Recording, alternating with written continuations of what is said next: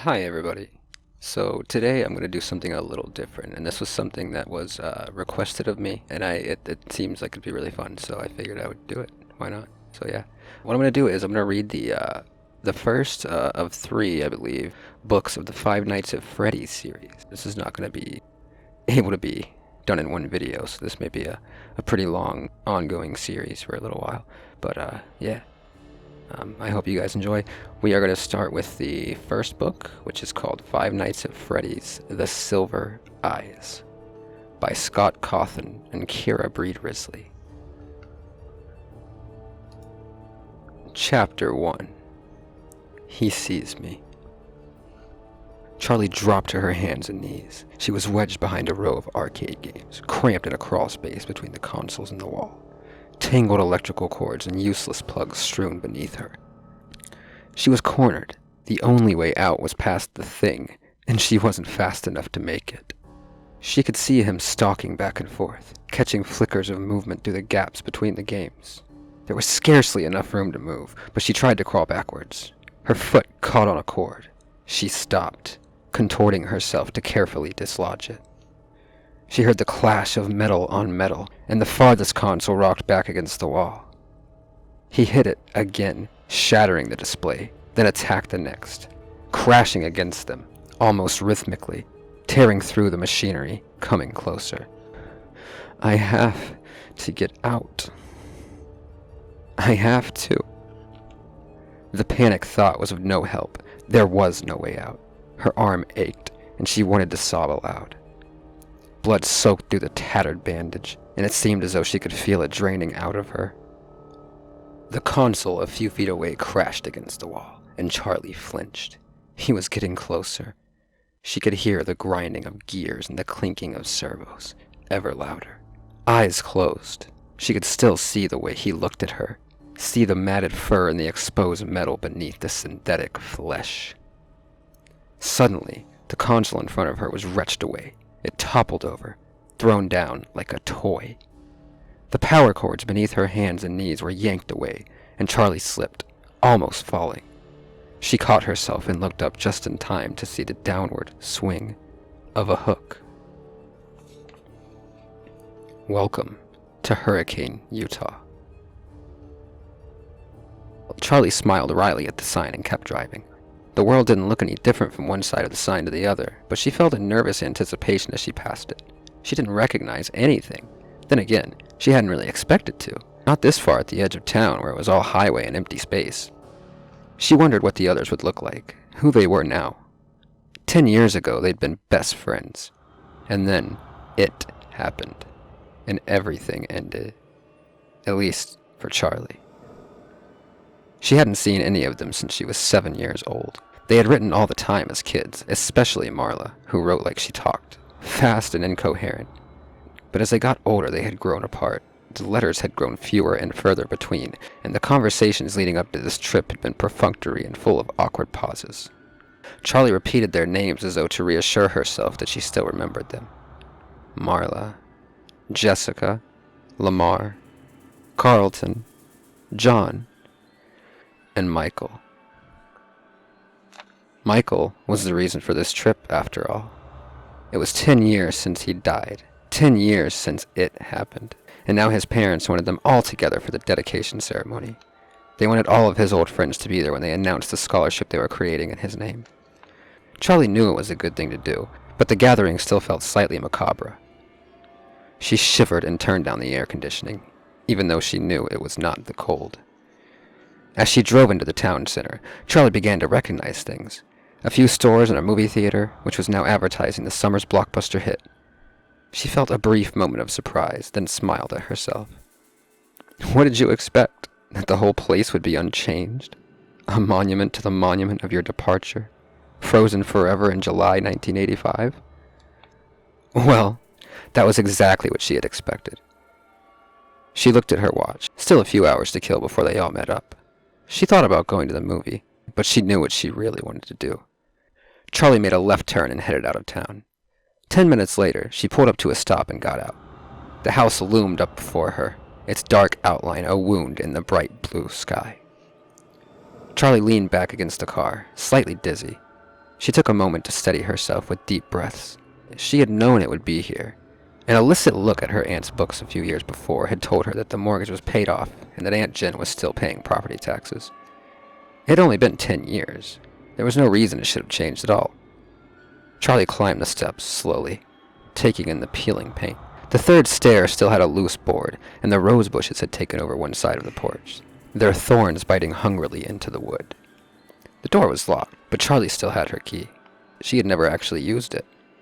As she took it from around her neck and slid it into the lock, she remembered her father putting its chain around her neck. Just in case you ever need it. Well, she needed it now. The door opened easily and Charlie looked around. She didn't remember much about the first couple of years here. She had only been 3 years old, and all the memories had faded together in the blur of a child's grief and loss, of not understanding why her mother had to go away, clinging to her father every moment, not trusting the world around her unless he was there, unless she was holding tightly onto him, burying herself in his flannel shirts and the smell of grease and hot metal and him. The stairs stretched straight up in front of her, but she did not move directly to them. Instead, she went into the living room, where all the furniture was still in place. She had not really noticed it as a child, but the house was a little too large for the furniture they had.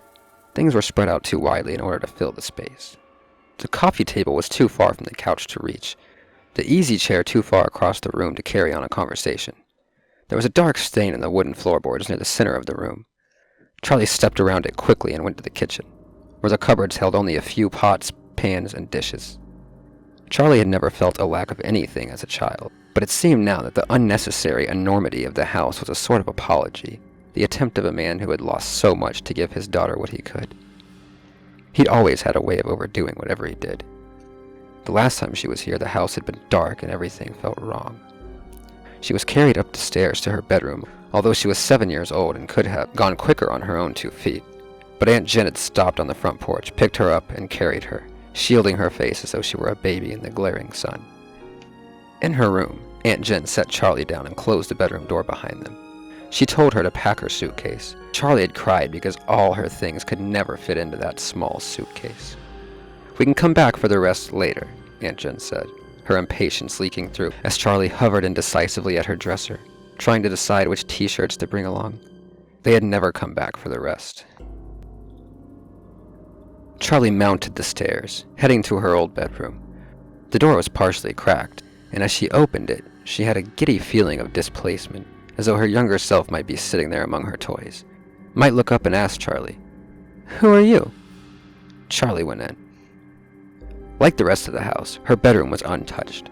The walls were pale pink, and the ceiling, which sloped dramatically on one side to follow the line of the roof, was painted to match. Her old bed still stood against the wall beneath a large window. The mattress was still intact, though the sheets were gone. The window was cracked slightly open, and rotting lace curtains wavered in the gentle breeze from outside. There was a dark water stain in the paint beneath the window, where the weather had gotten in over the years, betraying the house's neglect. Charlie climbed onto the bed and forced the window shut. It obeyed with a screech, and Charlie stepped back and turned her attention to the rest of the room, to her father's creations. The first night in the house, Charlie had been afraid to sleep alone. She didn't remember the night, but her father had told her about it often enough that the story had taken on the quality of a memory. She sat up and wailed until her father came to find her, until he scooped her up and held her and promised her he would make sure she was never alone again. The next morning, he took her by the hand and led her to the garage, where he set to work keeping that promise. The first of his inventions was a purple rabbit, now gray with age from years of sitting in the sunlight. Her father had named him Theodore. He was the size of a 3-year-old child, her size at the time, and he had plush fur, shining eyes, and a dapper red bow tie.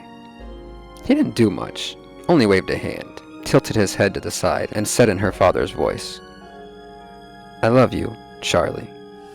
But it was enough to give her a night watcher, someone to keep her company when she couldn't sleep. Right now, Theodore sat in a white wicker chair in the far corner of the room. Charlie waved at him, but, not activated, he did not wave back. After Theodore, the toys got more complex. Some worked and some didn't. Some seemed to have permanent glitches, while others simply did not appeal to Charlie's childish imagination.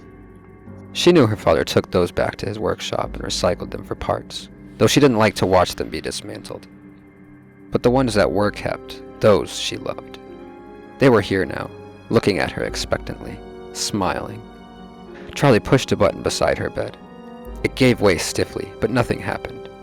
She pushed it again, holding it down longer, and this time, across the room and with the weary creak of metal on metal, the unicorn began to move.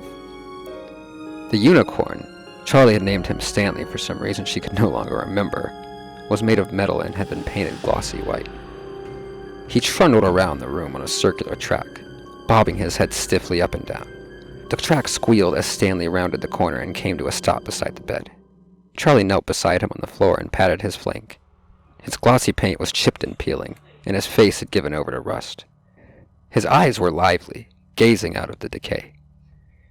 "You need a new coat of paint, Stanley," Charlie said. The unicorn stared ahead, unresponsive. At the foot of the bed, there was a wheel, made of patched-together metal. It had always reminded her of something she might find on a submarine. Charlie turned it. It stuck for a moment, then gave way, rotating as it always did, and across the room the smallest closet door swung open. Out sailed Ella on her track, a child-sized doll bearing a teacup and a saucer in her tiny hands like an offering. Ella's plaid dress was still crisp, and her patent leather shoes still shone. Perhaps the closet had protected her from the damage of the damp. Charlie had had an identical outfit, back when she and Ella were the same height. "Hi, Ella," she said softly. As the wheel unwound, Ella retreated to the closet again, the door closing behind her. Charlie followed her. The closets had been built to align with the ceiling, and there were 3 of them. Ella lived in the short one, which was about 3.5 feet tall. Next to it was one a foot or so taller, and a third, closest to the bedroom door, was the same height as the rest of them. She smiled, remembering. "Why do you have 3 closets?" John had demanded the first time he came over. She looked at him, blankly, confused by the question. "'Cause that's how many there are," she said, finally. She pointed defensively to the littlest one. "That one's Ella's anyway," she added. John nodded, satisfied. Charlie shook her head and opened the door to the middle closet. Or tried to.